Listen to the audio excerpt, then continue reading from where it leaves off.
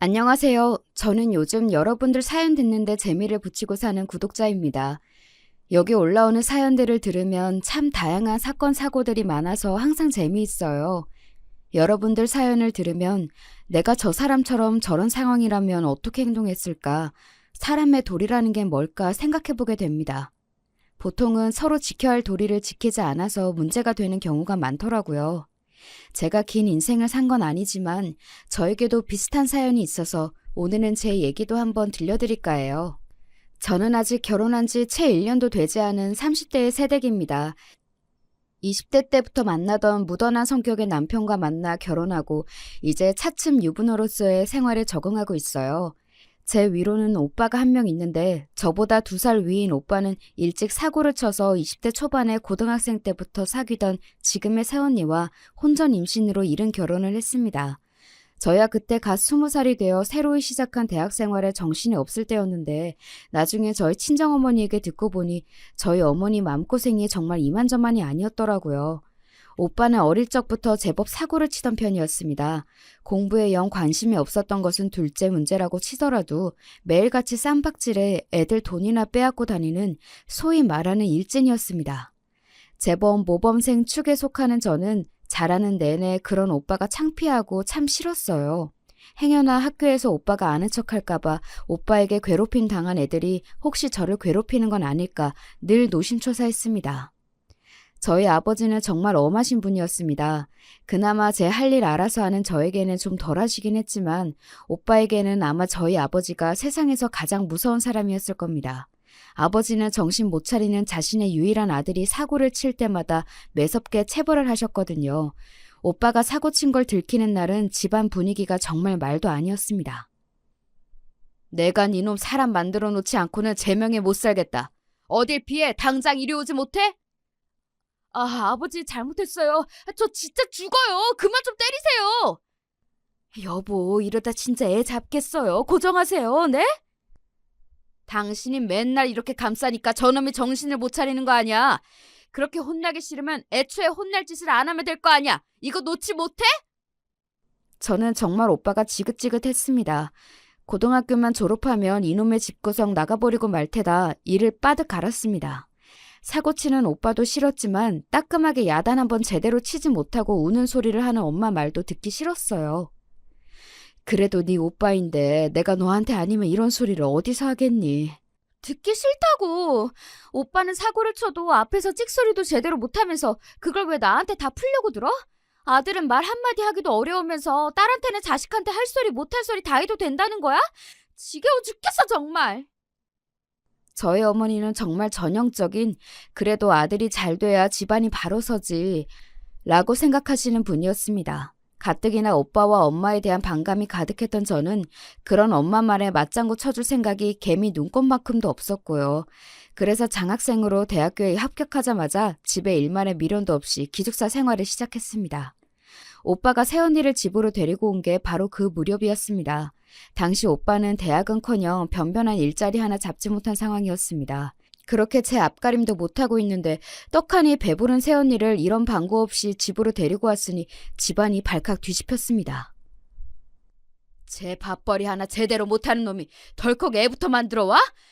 네가 아무리 생각이 짧기로서니 이젠 하다하다 이런 사고까지 치는구나. 나도 더는 네 놈을 못 견디겠다. 당장 내 집에서 나가! 그간 참을 만큼 참았던 아버지는 더는 오빠를 받아주지 않으셨습니다.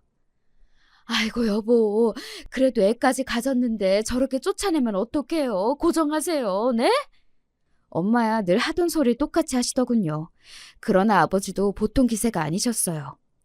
일이 이 지경까지 됐는데도 아직도 이 사람이 정신을 못 차리고 저놈 저렇게 천둥벌거숭이처럼 사는 거 반은 당신 책임이야. 같이 쫓겨나고 싶은 거 아니면 입 다물어. 집안 꼴 참 잘 돌아간다 생각했습니다. 오빠가 사고 치는 것도 한두 번이 아니고 이제 저 난장도 꼭 남의 일 같았습니다. 새언니라고 데려온 사람은 제가 이미 아는 얼굴이었습니다. 고등학교 때 오빠 오토바이 뒷공무니에 매달려 가던 걸 몇 번 본 적이 있었거든요. 오빠랑 같은 무리에서 여자애들을 괴롭히고 돈이나 뜯던 여자였습니다. 꼭 데려와도 자기랑 비슷한 걸 데려왔다고 생각했죠. 이번에 기숙사 돌아가면 한동안 집으로는 얼씬도 하지 말아야겠다고 생각하고 집을 나서려는데 엄마가 다급히 저를 뒤쫓아 오셨어요. 왜요? 예, 네 오빠는 남자니까 그래도 어디 가서 잠이라도 얻어 자겠지만 쟤는 배까지 불렀는데 어쩌겠니? 네가 잠깐 데리고 있으면 안 되겠어? 엄마, 지금 무슨 소리를 하는 거야? 내가 자취를 하는 것도 아니고 나 지금 기숙사 들어가는 길이야. 설마 지금 나보고 대학교 기숙사에 배부른 사람을 데리고 들어가라는 소리 하는 거 아니지? 단 며칠인데 그렇게 야박하게 굴 거 없잖아. 곧 식구 될 텐데 그러지 말고. 응? 엄마 진짜 미쳤어? 엄마한테는 아들만 자식이고 딸은 자식도 아니야? 이제 나한테는 부끄러운 것도 없어? 식구 같은 소리 하지 마. 엄만 엄마 딸도 자식으로 대접 안 해줘 놓고 나 혼자 아득바득 공부하느라 그 고생을 하는데도 칭찬 한번 제대로 해준 적 없으면서 사고 치는 오빠한테만 이것저것 다 해주고 나 참고서 하나 살 때도 손 벌벌 떨게 만들어 놓고서는 오빠 사고 친 것도 돈도 다 해준 거 내가 모를 줄 알았어? 엄마는 아빠한테 저렇게 무시당해도 할 말 없어. 꼴도 보기 싫으니까 나한테 연락하지 마. 기어이 말 같지도 않은 소리를 하는 엄마를 보자 그간의 서름이 그만 폭발해버렸습니다. 정말이지 이 집안과 연을 끊고 싶을 지경이었어요. 똑같이 제 배 아파 나았을 텐데 왜 나는 이렇게 열심히 살아도 저 인간 말종보다도 사랑받을 수 없는 걸까 서러움이 왈칵 눈물이 났습니다. 화가 단단히 났던 저는 그 학기 내내 집에 돌아가지 않았습니다. 그러니 집안 돌아가는 사정을 알 길이 없었죠. 사실 딱히 알고 싶은 마음도 없었습니다. 방학 때 아버지 호출에 잠깐 집에 들렀더니 오빠는 집에 없었습니다. 어쩌기로 했대요? 엄마 쪽으로는 눈길도 주지 않고 아버지에게 물었습니다. 뭐 어쩌기는 저들 알아서 살 일이지. 그간 부모 등골을 그만치 빼먹었으면 우리 할 도리는 다 했다. 너도 괜히 연락 받아주지 마라. 그놈 그거 쉽게 정신 차릴 놈이 아니니 괜히 어린 너한테까지 손 벌리려고 들지도 몰라. 애 있다고 안쓰러워서 한두 번 도와주다 보면 나중에 안 도와준다고 앙심 품을 놈이야 그놈이. 애초에 싹을 잘라야 한다. 뭐 제가 도와주려야 그럴 돈이나 있나요? 뭐 걱정 마세요. 저희끼리 대화를 주고받는 내내 엄마는 침울한 기색으로 말 한마디 꺼내지 않았습니다. 저도 불어 말을 붙이지 않았고요. 집에서 자고 가고 싶은 마음이 영 들지 않아 곧장 돌아가려는데 엄마가 저를 붙잡으셨습니다. 저번처럼 속 뒤지는 소리 할 거면 그냥 가게 두세요. 아니, 그런 게 아니라 너도 오빠 어쩌고 있는지 궁금한 것 같아서. 너희 오빠 요새 일 나가 방도 하나 구해서 며느라기랑 같이 살고 있고. 그새 며느라기가 됐나 보네요. 그래도 점점 산달이 다가오는데 혼인신고는 해야지. 이제 진짜로 우리 식구가 되었으니 네 눈엔 안 차겠지만 너무 고깝게만 보지 말고, 응? 고깝고 자시고 할 것도 없어요. 어떻게든 살던 관심 없으니까. 어차피 엄마가 잘 챙겨주시겠죠. 너 그렇게 보내고 엄마도 반성 많이 했어. 엄마가 네 오빠 사고치고 다니느라 그거 수습할 생각만 한다고 너 크는데 제대로 해준 것도 없고 엄마가 미안해. 됐어요. 내가 미안하단 소리 한두 번 듣나. 그래놓고 나한테 또 미안한 짓 할 거잖아. 안 봐도 뻔하지. 오빠 일자리도 당연히 엄마가 구해다 준 거겠죠. 방 구해줬을 거야. 말할 것도 없고. 나 이제 엄마한테 아무것도 기대 안 하니까 엄마도 오빠 문제로 나한테 이야기 나를 생각하지 마세요. 그 말을 끝으로 저는 차갑게 돌아섰습니다. 그간 아버지와 오빠 사이에서 혼자 아등바등하는 엄마가 안쓰러운 마음에 수도 없이 참아왔지만 결국 돌아온 건 상처뿐이라는 생각에 더는 엄마를 받아주기가 힘들었습니다. 그땐 엄마보다 나 스스로가 더 안쓰러웠어요. 그렇게 저는 대학 다니는 내내 본가와는 거리를 두었습니다. 저는 저 나름대로 공부하느라 바쁘고 지금의 남편과 연애도 하면서 차츰 마음의 안정을 찾아갔습니다. 드물게 집에 갈 때는 건너서 오빠 소식을 듣기도 했지만 별다른 감흥은 없었습니다. 태어난 아이는 아들이라고 들었습니다. 그때까지도 오빠와 절연한 아버지는 오빠와 오빠의 가족들을 만나지 않고 있었어요. 저도 오빠나 새언니는 궁금하지 않았지만 아이는 조금 궁금하긴 했습니다. 부모가 문제지 아이는 죄가 없잖아요. 엄마 혼자서 오빠네 집을 간간히 들락거리는 것 같았지만 불어 묻지는 않았습니다. 대학을 졸업하고 취직에 성공해 그간 대학 시절 알바에서 모은 돈으로 자취를 시작할 무렵 아버지의 건강이 안 좋아지셨습니다. 퇴직하신 지 얼마 지나지 않아 대장에서 악성 종양이 발견되었습니다. 암이었습니다. 나이가 있으시다 보니 진행이 빠르진 않았지만 그래도 암은 암이었습니다. 엄마와 저는 마른 하늘에 날벼락 맞은 기분이었지만 정작 당사자인 아버지께서는 크게 동요하지 않으셨습니다. 요새 이 나이 먹도록 안 아픈 사람이 어디 있겠어. 때되니 생길 일이 생긴 것뿐이다. 담담하게 말씀하시는 아버지 모습에 마음이 아팠습니다. 그간 오빠 때문에 마음고생이란 마음고생을 있는 대로 다 하시고 이제 퇴직하셔서 좀 편하게 사시나 했더니 암 환자가 되어버린 아버지가 안쓰러웠어요. 비록 자라는 내내 집안이 조용할 날이 없어 원망스러웠던 마음도 있었지만 그나마 아버지가 아니셨으면 제게 무관심한 엄마와 인생의 도움이라고는 안 되는 오빠 사이에서 어떻게 엇나갔을지 모를 일이었습니다. 그러고 일주일쯤 지났을 때였을까? 아버지께서 제 자취방으로 찾아오셨습니다. 딸내미 불편해하는 눈치를 빤히 아셔서 이삿날을 제외하고는 그간 아버지께서 저희 집으로 오신 적이 한 번도 없었습니다. 심상치 않은 눈치에 아버지께 앉으실 자리로 권하고는 무슨 말을 하실지 침을 꿀꺽 삼키고 기다렸습니다. 네 오빠를 만나고 왔다. 그럴 수 있지요. 어찌됐든 자식이니까요. 거기다 손자까지 있지 않습니까?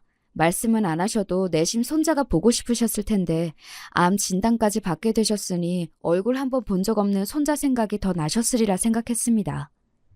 생긴 건 네 오빠를 빼다 박았는데 그래도 애가 참 얌전하니 순하더라.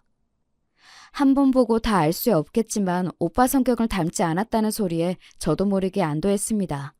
본인 인생을 생각해서라도 그 편이 훨씬 나을 테니까요. 여기까지야 예상 가능한 얘기라고 생각했는데 아버지께서 뜻밖의 말씀을 하셨습니다. 오늘 널 찾아온 건 유산 문제를 미리 정리하고 싶어서야. 유산 이야기는 뜻밖이었습니다. 암 진단을 받으시긴 했지만 예후가 아주 나쁜 것도 아니었고 진행이 빠르지도 않았기에 그저 치료받으시게 할 생각뿐이었지 아버지가 돌아가실 거라고 생각하진 않았거든요. 아버지, 아직 그런 이야기 할 때는 아닌 것 같아요. 저 안 들을래요. 어허, 그냥 들어. 내가 당장에 나자빠질까 하는 소리가 아니라 이런 문제는 미리 정리를 해둬야 뒤에 잡음이 없다. 내가 아무리 생각해도 너한테 미리 언지를 해두지 않으면 네 오빠 때문에 언제가 돼도 문제가 안 생길 것 같지가 않아. 그렇게 말씀하시는 아버지 낯빛이 하도 어두워 달리 대꾸할 말이 없었습니다. 저로서도 충분히 예상 가능한 미래이니 아버지 생각은 오죽하셨겠어요. 먼저 너한테는 미안하다. 너랑 네 오빠한테는 공평하게 재산을 나눠줄 생각이야. 원래 그놈에게는 한 푼도 물려주지 않을 요량이었다만 어린 것 한 번 보고 나니 아비나 어미나 어느 것 하나 미덥지가 못한데 저 어린 게 크면서 얼마나 고생스러울지 걱정이 되어서 그냥 내버려 둘 수가 없더구나.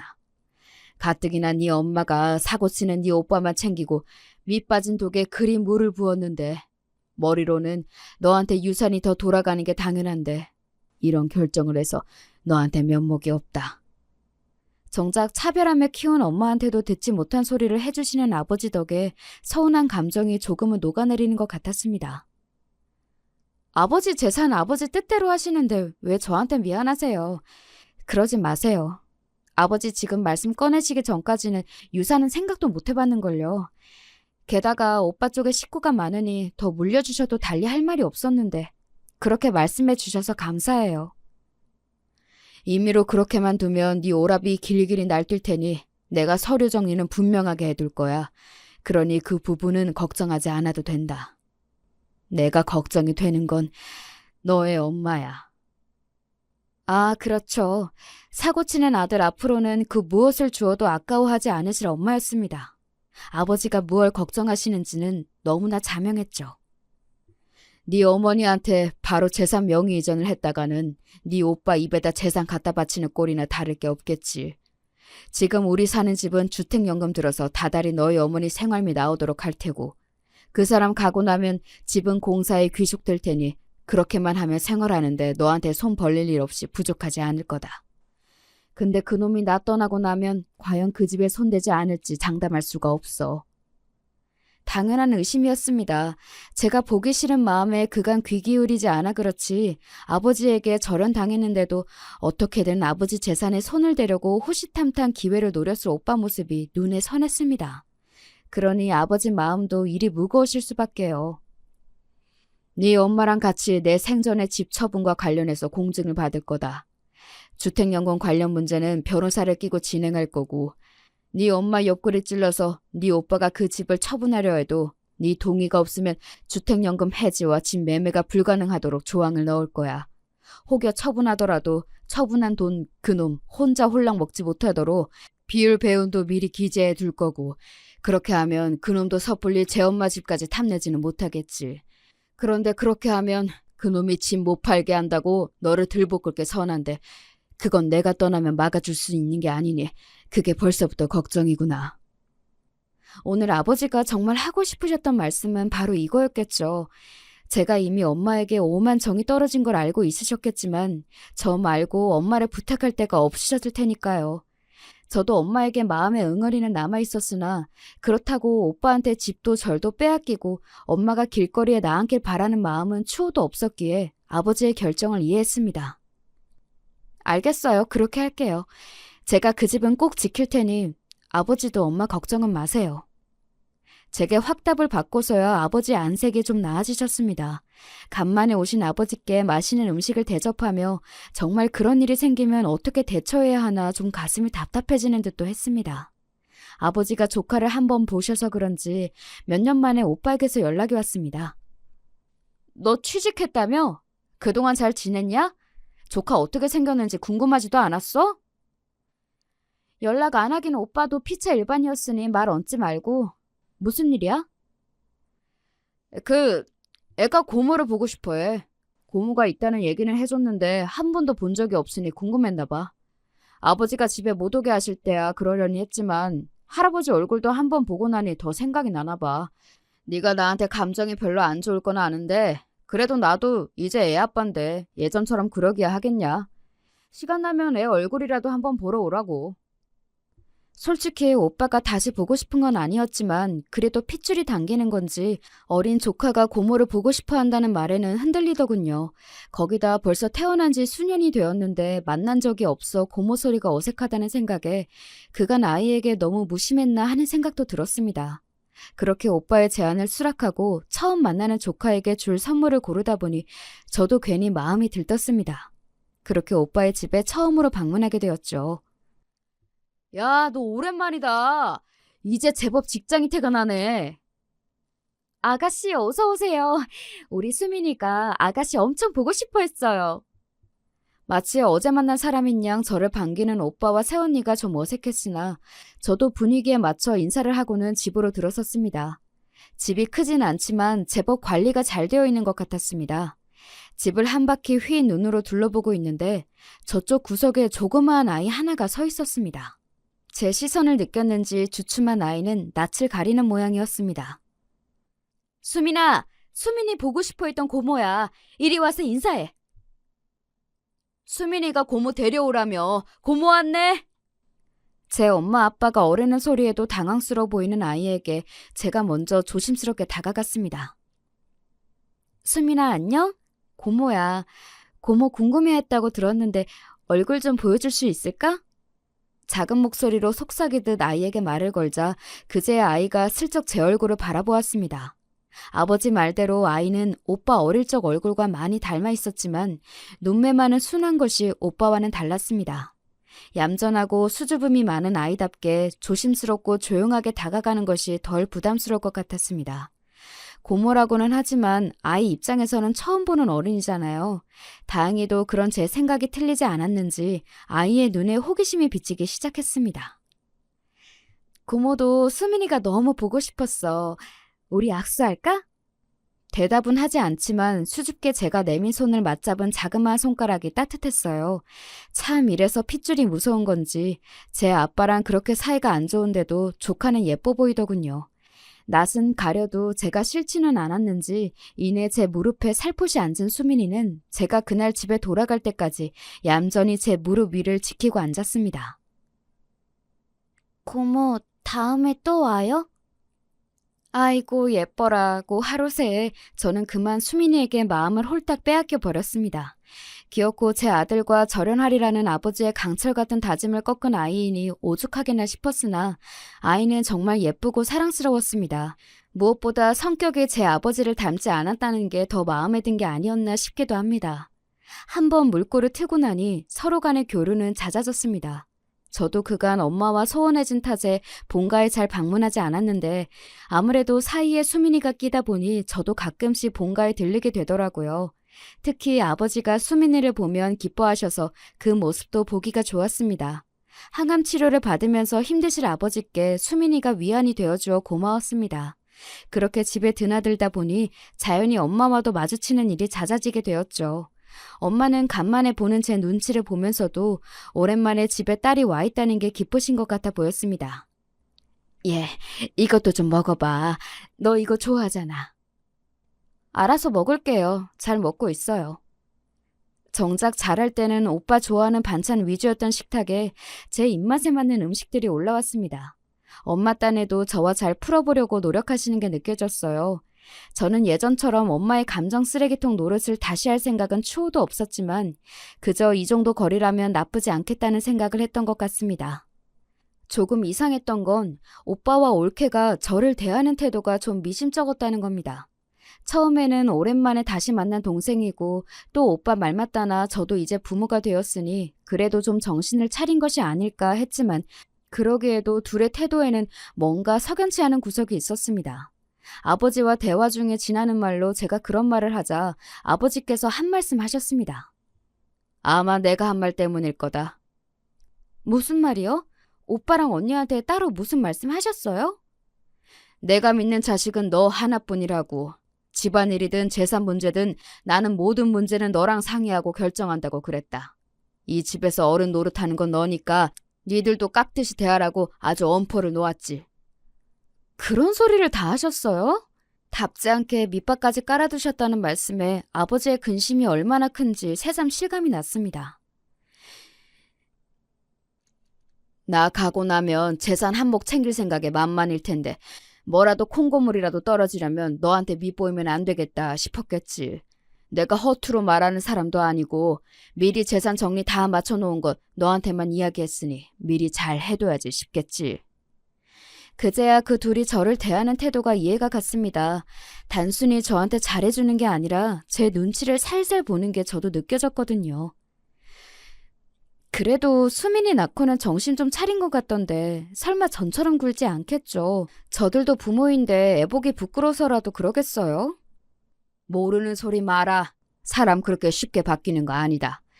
내 자식이지만 저놈이야 일찍부터 싹이 글렀고 애 엄마도 내 앞에서나 눈치 보는 신용하며 싹싹하게 굴지. 네 엄마는 벌써부터 아주 바보로 본다. 내 앞에서는 자제하기는 하는데 가끔 애한테 버럭하는 걸 보면 집에서는 또 얼마나 애한테 드자비를 할지도 걱정스럽고. 엄마를 바보로 본다는 말이 걸리긴 했지만 그동안 오빠에게 해오던 걸 올케에게도 별다를 것 없이 했다면 엄마가 호구를 잡힐 만도 하다는 짐작은 갔습니다. 그보다는 애한테 버럭한다는 게 마음이 쓰였습니다. 큰소리 한 번 안 내는 순한 아이인데 뭐 그렇게 버럭할 일이 있을까 싶기도 했지만 그 두 내외의 성질머리를 아는 제 입장으로는 설마 그 성질머리를 제 자식에게 그대로 부리고 있을까 봐 걱정스러웠어요. 아니겠지. 설마 제 자식한테까지 그러겠어? 생각하면서도 학교 당할 때 개차반 오빠에게 당할 만큼 당해본 제 입장에서는 걱정이 되지 않을 수가 없었죠. 혹시 애한테 함부로 하는 것 같아요? 둘 다 제가 봐온 게 있어서 그런지 아버지 말씀 듣고 보니까 걱정을 안 할 수가 없네요. 내가 혹시 몰라서 애랑 둘만 있을 때 슬쩍 살펴보긴 했는데 그래도 몸에 멍이나 상처가 없는 걸 보니 손버릇이 나쁘게 굴지는 않을 것 같다. 근데 애가 하는 얘기를 가만히 들어보면 둘이 싸우기도 자주 싸우는 모양이야. 그럴 때마다 애한테 화풀이 하듯이 말하는 것 같은데 가뜩이나 성정에 소심한 수민의 성격을 버리는 건 아닐지 걱정이다. 싸우면 애 안 보는 데서나 싸울 일이지 성격이 보통이 아닌 두 사람이 싸우면 집안 꼴이 어떨지 눈앞에 보이는 것 같았습니다. 눈에 넣어도 아프지 않을 조카가 매일같이 그런 환경에 노출되어 있다고 하니 아이에게 더 신경이 쓰였죠. 오빠 집에 자주 가세요? 어? 흔치 않게 제가 먼저 말을 붙이자 엄마가 놀라신 듯 저를 돌아보셨습니다. 혹여 제 오빠 마음에 안 드는데 제 마음을 상하게 하는 건 아닐까 말을 고르시는 듯 보였습니다. 아니, 가끔 수민이도 볼 겸 애들 살림도 봐줄 겸 가지. 살림을 봐주신다고요? 아니, 애엄마가 가끔 일을 나가거든. 어릴 때 시집와 그런가 아직 살림에 손이 익지 않은 데가 있는 것 같아서. 아니, 내가 그렇다고 다 해주는 건 아니고 눈에 보이는 것만 수민이 보면서 살짝씩. 더 듣고 싶지 않아서 거두절미하고 수민이 이야기로 넘어갔습니다. 수민이 보는 앞에서 오빠랑 올케가 많이 싸워요? 그러자 엄마 표정이 대번에 어두워졌습니다. 그러면 그렇지 싶었죠. 사람 참 쉽게 바뀌질 않아요. 그래도 제 자식 앞인데 어쩜 그렇게 둘 다 생각이 없나 한숨이 나왔습니다. 얘가 다 듣는데도 그러고 있어요? 그걸 안 하는 거면 엄마 앞에서도 자주 그런다는 거네? 애엄마랑 아빠 둘 다 성격이 불같으니 아무래도 그럴 때가 잦긴 하지. 저는 한숨을 푹 내쉬고 말했습니다. 요즘도 오빠 뒤치다거리 다 해줘요? 아니야. 나 이제 안 그래. 다 커서 제 자식까지 낳은 놈 사고를 쳐도 제가 수습하는 거지. 늙은 어미가 쫓아다닌다고 달라지는 것도 아니고. 저 생긴 대로 살겠다는데 나도 더는 안 그런다. 생각 외로 엄마에게서 단호한 대답이 돌아왔습니다. 웬일이야? 그렇게 사고를 쳐도 오빠한텐 생전 나쁜 소리 한 번 안 하더니. 내가 미련통이었지. 제 아버지한테 늘 타박을 받으니 나라도 감싸면 좀 정신을 차리겠지. 머리 굵으면 제 놈이라고 철 안 들고 배기겠나 싶었어. 근데 그게 다 헛수고였지. 제 어미는 고사하고 제 자식 앞에서도 정신을 못 차리는 놈인데 내가 밑빠진 독에 물 부은 거지. 간만에 드는 하소연이었으나 그 내용은 큰 차이가 없었습니다. 엄마한테서 그간 오빠를 무조건적으로 감싼 일을 후회하는 말을 듣는 건 그때가 처음이었습니다. 눈에 넣어도 아프지 않을 귀한 손자 앞에서 소리를 질러대며 싸우는 아들 내외를 보며 엄마도 깨달은 바가 있으신 듯 했습니다. 그간 제가 그리 호소를 해도 속이에 경을 끼더니 그래도 손자가 다르긴 다른 모양이었습니다. 그걸 알았는데도 그 집에 가서 살림을 살아줘요? 걔들 이뻐서 해주는 거 아니야. 수민이 환경 나빠질까 더 그런 거지. 다급하게 해명하는 엄마를 보면서 어쩔 수 없이 측은지심을 느끼는 제 모습을 보며 나도 참 답이 없다 싶었습니다. 그럼 괜히 그 집 가서 고생하지 말고 수민이 봐줄 일이 있으면 집으로 데려와요. 엄마 일 있으면 나한테 데려오고 며칠 봐주는 정도 해줄 수 있으니까. 전혀 생각지도 못했다는 말을 들었다는 듯 엄마가 제 뜻밖의 말에 놀라신 것 같았습니다. 제가 집에 발길을 끊기 전에 가장 크게 싸웠던 게 수민이를 가진 옳게 거친 문제였으니 제가 수민이에게 따로 마음을 써줄 거라고는 생각을 못 하셨던 것 같아요. 하지만 수민이도 제게는 귀한 조카였습니다. 고맙다. 몇 번 보지도 않은 조카한테 이리 마음을 써주고 나도 그렇고 항상 가족들한테 마음 써주는 거 너였는데 내가 눈이 멀어 그걸 몰랐어. 미안하다. 미안해. 제게 고맙고 미안하다며 울먹이시는 엄마 모습을 보며 안쓰러운 마음과 아직 채 가시지 않은 원망스러운 마음이 동시에 올라왔습니다. 그걸 진작 아셨다면 가족이 이 꼴이 되지도 않았을 텐데 하는 마음이 들었지만 돌보아야 할 아이가 있는 이상 이런 제 응어리는 다음 문제였습니다. 나 허투루 하는 말 아니야. 나도 수민이 고모예요.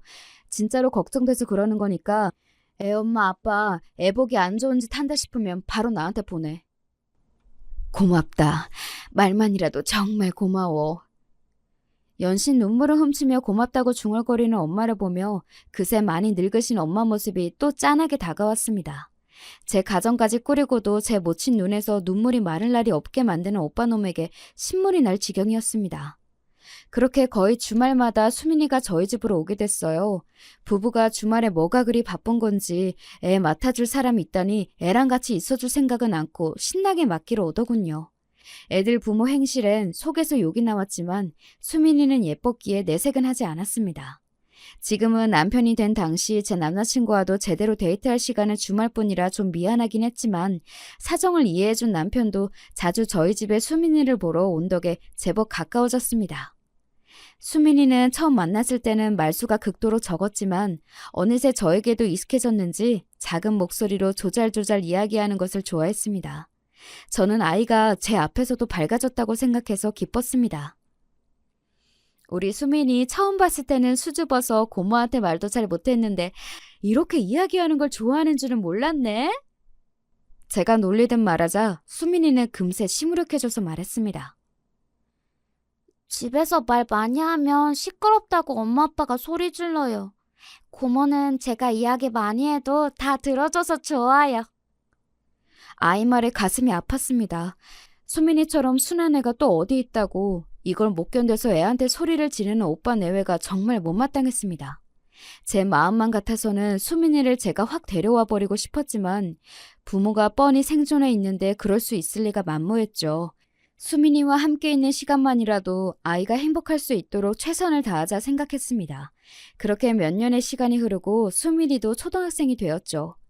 그동안 아버지께서 제법 잘 버텨주고 계셨는데 아버지 건강이 급격히 나빠졌습니다.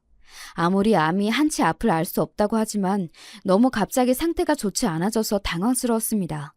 당시 저는 남편과 결혼 이야기가 오가는 중이었는데 아버지께서 더 버티기 힘들다고 판단하셨는지 결혼을 서둘러 줄 것을 부탁하셨어요.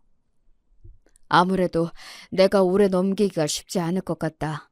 그래도 너 시집 갈 때 손은 잡아주고 싶어. 정말 별소리를 다 하신다며 아버지를 타박했지만 아버지의 시간이 얼마 남지 않았다는 걸 저도 인정하지 않을 수가 없었습니다. 그 무렵 아버지는 정말 병색이 완연하셨거든요. 결국 예정보다 몇 달 앞당겨 결혼식을 치른 지 보름도 되지 않아 아버지께서 돌아가셨습니다. 상실감에 제정신을 차리고 있기가 힘겨웠지만 남은 일이 산더미 같았습니다. 아버지의 장례를 마치고 산소를 꾸미느라 정신없는 시간을 보내고 다들 어느 정도 일상으로 돌아오자 아버지가 가장 걱정하셨던 유산 문제가 남아 있었습니다. 아버지께서 예전부터 저에게 말씀하시고 미리 준비하신 덕에 모든 준비는 완벽했습니다. 혹여 제가 혼자서 미리 유산과 관련된 사실을 알았다거나 유산 문제에 예전부터 관여되어 있는 걸 알면 오빠가 어떻게 나올지 몰랐기에 아버지의 유산 배분의 공표 또한 변호사에게 이름해 두셨습니다. 그렇게 유산과 관련한 세부 사항들이 공개되자 저도 일단 아버지가 당부해 두신 대로 사전에 유산 문제에 대한 언지를 들은 적 없는 것처럼 행동했습니다. 어머니를 우리가 모시면 이 집 문제도 유산으로 해결해야 하지 않나? 오빠가 시커먼 속을 채 숨기지도 못하고 드러내자 집과 관련해 미리 결정되었던 주택연금 문제와 처분에 관련된 사항 또한 공개되었습니다. 아버지의 상견 지명이 빛나는 순간이었습니다. 아버지 떠나신 지 얼마나 됐다고 공평하게 유산을 받은 만큼 받았음에도 어머니 사실 집까지 탐내는 모습에 속으로 혀를 찼습니다. 어머니, 아버님도 이제 집에 안 계시면 적적하실 텐데 저희가 모시는 건 어때요? 혼자 계시기엔 이 집 너무 넓잖아요. 은근슬쩍 이 집에 비비고 앉아보려는 올케에게 어머니가 단호히 말씀하셨습니다. 나는 니들이랑 같이 사는 게 더 불편하다. 평생 내가 내 남편이랑 같이 산 집인데 나는 여기서 그냥 혼자 살란다. 늘 아들 며느리에게는 한 발 양보하시던 엄마였기에 오빠 내외는 당연하고 저도 조금 놀랐습니다. 엄마가 저리 단호하게 말씀하시는 건 평생 본 적이 없었어요. 그렇게 오빠 내외는 더 말을 꺼내보지도 못하고 자리를 떴습니다. 엄마와 저희 부부만 남자 엄마가 말씀하셨습니다. 그 사람 떠나기 전에 너희 아버지가 아주 신신당부를 하더라. 자기 죽고 나면 분명히 네 오빠 내외가 당신을 모시네 마네 하면서 지푸더 꿀꺽하려 들 거라고. 제 엄마 몫으로 남은 건 그거 하나뿐인데 그래도 내가 저들한테 그동안 해온 게 있는데 설마 그렇게까지 할까 싶었건만 내 꼴이 참 우습게 됐구나. 너희 아버지가 이제부터 정신 똑바로 차리고 살아야 한다고 이제 막아줄 자기도 없는데 예전처럼 무르게 굴었다가는 저놈한테 잡아먹히는 건 순식간이라는 소리를 하기에 제 아들한테 어쩜 저렇게 마지막까지 모질까 싶기도 했다만 내 자식 모르는 건 네 아버지가 아니라 나였어. 진작 네 오라비 싹수 알아봤을 너로서는 이제 와서 내가 이런 소리 하는 게 어처구니가 없겠지만 떠난 그 사람 말 새기고 이제라도 정신 차리고 살아볼까 한다. 너한테는 정말 미안하다는 말밖에 할 말이 없어. 평생 아들한테 인생 갈아넣은 결과가 이러했으니 참담함을 금할 길이 없었습니다. 스스로 자초한 바가 없지 않다고 하나 엄마라고 제 아들이 저 지경까지 되리라고 생각이나 했을까요? 남편도 이른마당에 그리 귀히 여겼던 아들에게마저 배신감을 느꼈을 엄마를 더는 탓하고 싶지 않았습니다. 괘씸하게도 오빠 내외는 부모님 댁으로 가던 발길을 딱 끊어버렸습니다. 이제 먹을 건 다 뽑아먹었다고 생각했을 것이 뻔했습니다. 그 와중에도 자기들 필요할 때만 아무 때나 수민이를 맡겼습니다. 그나마 그것도 저희들이 픽업을 하는 것도 아니었고 애만 덜렁 보냈죠. 별 정이랄 것도 없는 저야 그렇다 쳐도 저 사람 만들겠다고 본인 인생을 바친 엄마나 제 자식인 수민이한테는 그러면 안 되는 거 아닙니까? 여전히 상종 못할 인간들이라고 생각하며 사춘기를 맞이한 수민이에게 더욱 마음을 썼습니다. 그러던 오빠에게 갑자기 연락이 왔습니다. 엄마 댁으로 모여달라는 말에 남편과 함께 나서긴 했지만 감은 썩 좋지 않았죠. 간만에 마주 앉은 오빠와 올케이 꼴이 말이 아니었습니다. 두 사람 얼굴에서 미처 감추진 못한 생채기를 발견한 저는 이제 하다하다 이것들이 서로 쥐어뜯고 싸운 건가 싶었습니다. 급하게 돈이 필요한 일이 있어요. 엄마가 좀 도와주셔야겠어요. 말이 도와주세요지 말투는 당장 돈 내놓으라는 투였습니다. 뭐 놀랍지도 않습니다. 여기까지는 저로서는 충분히 예상이 가능했거든요. 돈 필요할 때 아니면 가족 찾는 인간이 아니니 이번에도 돈 필요하니 우리를 찾았겠죠. 엄마가 싸늘한 말투로 말씀하셨습니다. 네 아버지가 유산 남겨준 지 얼마나 됐다고 돈 이야기를 꺼내느냐? 그게 적은 돈도 아닌데 그건 다 어디다 팔아먹고? 그래도 제 어머니에게는 좀 긍정적인 반응이 나올 거라 기대했는지 오빠와 올케의 얼굴에 당혹감이 스쳤습니다. 수익률 확실한 투자처가 있다고 해서 투자를 했는데 원금이 반토막도 안 남았어요. 이거 안 메우면 당장 집을 빼야 할 판인데 수민이도 있는데 길거리에 나앉을 수는 없잖아요. 엄마가 이번 한 번만 딱 도와주세요. 네, 어머니, 저희가 정말 잘 모실게요. 내가 너희들을 모시면 모셨지. 너희들이 나를 모시겠느냐? 나는 분명히 말했다. 나는 이 집에서 혼자 살 테니 이제 너희들 문제는 너희끼리 알아서 해결하거라. 엄마의 단호한 거절에 오빠가 버럭 성질을 부렸습니다. 아들이 이렇게까지 부탁을 하는데 그거 뭐가 그렇게 어렵다고 그걸 못 들어줘요. 네? 어차피 어머니 돌아가시면 결국 자식들한테 돌아올걸. 저 인간이 미쳤나 싶어 한마디 하려는데 엄마가 분노를 참지 못하고 소리를 지르셨습니다. 네 놈은 나한테 해준 게 뭐가 있어? 이렇게 돈 맡겨놓은 듯 굴어!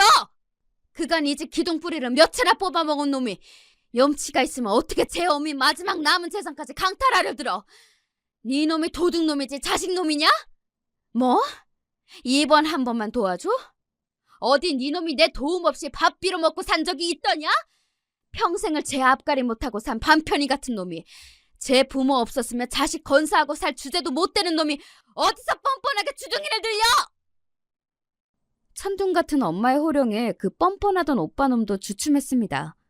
늘 제게 납작 엎드리는 모습만 보았지 항상 만만하게 생각하고 제 지갑으로 여기던 엄마가 제게 저런 막말을 쏟아내리라곤 상상도 못했을 테니까요. 하지만 엄마는 그간 쌓일 대로 쌓인 것들이 제대로 터진 모양인지 분노를 다스리지 못하셨습니다. 네 잘못으로 길바닥에 나앉을 지경이면 당장 나가서 밥벌이할 생각을 해야지. 자식까지 딸린 놈이 제 부모 갉아먹을 생각으로만 만만하구나. 내 죽어도 너한테는 이 집 내줄 생각 없으니 나가서 투자금을 찾아오든 길바닥에서 굶어 죽든 네 놈 좋을 대로 살아라. 그 말을 끝으로 엄마는 자리를 박차고 일어나시더니 우악스럽게 아들 내외를 잡아 끌고 선수 집 밖으로 쫓아내시고는 문을 쾅 닫으셨습니다. 저희 부부는 내내 얼빠진 얼굴로 그 광경을 지켜보고 있었죠. 여전히 분을 참지 못하시고 씩씩대시던 엄마가 저희를 돌아보며 말씀하셨습니다. 내 장서방한테는 정말 못 볼 꼴을 보였네. 내가 그간 천지분간 못하고 저놈 하나 사람 만들지 못한 벌을 이렇게 받는가 봐. 너한테도 맨날 이런 꼴만 보면 미안하다. 평생 이런 추잡스러운 꼴만 보게 만들었으니 어미한테 정이 안 떨어지려야 안 떨어질 수가 있었겠어. 내가 너한테는 정말 면목이 없다. 면목이 없어. 주저앉아 흐느끼는 엄마를 제 남편이 부축해 일으켜드리고는 어쩔 줄은 몰라 했습니다. 저는 참담한 기분을 느끼면서도 이전과는 확연히 달라진 엄마의 반응에 이제는 정말 예전 같은 실수를 반복하지 않으실 거라는 신랄 같은 기대감 역시 느꼈습니다. 그러나 이런 엄마와는 달리 여전했던 오빠와 올케는 엄마에게 쫓겨난 날 이후에도 엄마 집 앞을 찾아가거나 저와 제 남편, 엄마한테 수백 번 전화를 돌리며 돈을 해달라고 요구했습니다. 인간아, 양심이 있으면 그만 귀찮게 굴고 네 앞가림은 네가 해라. 지금까지 그러고 살았으면 이제 정신 차릴 때도 한참 지났다. 너 진짜 수민이 보기에 부끄럽지도 않아? 조카를 생각하면 더 이러면 안 되지. 너 진짜 수민이 길바닥에 나앉는 꼴 보고 싶어? 정말이지 답도 없는 인간이었습니다. 평생을 대면대면하게 살아온 저한테 이 정도인데 엄마가 얼마나 시달리고 계실지는 보지 않아도 눈에 보이는 듯 했습니다. 요새도 집 앞으로 찾아오고 그래요? 그러든지 말든지 절대 문 안 열어줬다. 이제 보니 내가 아들이 아니라 짐승 새끼를 키웠어. 짐승도 저 키워준 어미는 안 물어뜯으니 저건 악귀다, 악귀야. 엄마 입에서 나오는 오만 정이 다 떨어졌다는 말투에 제가 다 놀라울 지경이었습니다. 정말로 내가 예전에 원망했던 엄마 모습은 없는구나 싶기도 했어요. 잘하셨어요. 마음 약해지지 말고 지금 하는 대로 하세요. 온 가족의 싸늘해진 태도에도 불구하고 오빠와 올케는 지부했습니다. 그렇게 한 달 가까이 시달렸을까 엄마에게서 온 가족 호출령이 떨어졌습니다. 어머니, 어쩐 일이세요? 그간 내내 문정박대 당하다 뜻밖의 받은 엄마의 연락에 헐레벌떡 달려온 오빠네외가 뭐라도 떨어질까 싶은 기대감에 눈을 번쩍거렸습니다. 엄마 마음을 약하게 만들 심산인지 수민이까지 대동한 오빠네외가 정말 징그럽게 느껴졌어요. 오랜만에 보는 조카의 풀죽은 얼굴에 그만 제 마음이 아파왔습니다. 그간 아들 내외에게 학을 때도 제대로 뗐던 엄마가 무슨 일로 온 식구들을 불러 모았는지 저도 궁금했습니다. 내가 알츠하이머 판정을 받았다. 순식간에 모든 소리가 뚝 멎었습니다. 생각지도 못했던 화제에 어안이 벙벙했습니다.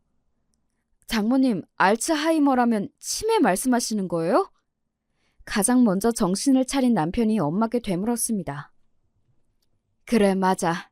치매. 나 치매란다. 돈 받을 생각 만만이었던 오빠 내외는 뜻밖의 화제에 눈에 띄게 당황했습니다. 아, 치매요? 치매시라고... 엄마, 이게 무슨 소리예요? 검사는 또 언제 받았어? 니들 아버지 돌아가시 전부터 조짐은 있었어.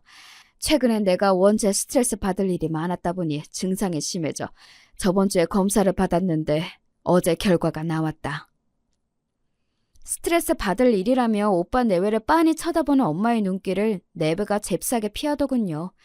그러든지 말든지 제겐 엄마의 치매 소식이 더 충격이었습니다.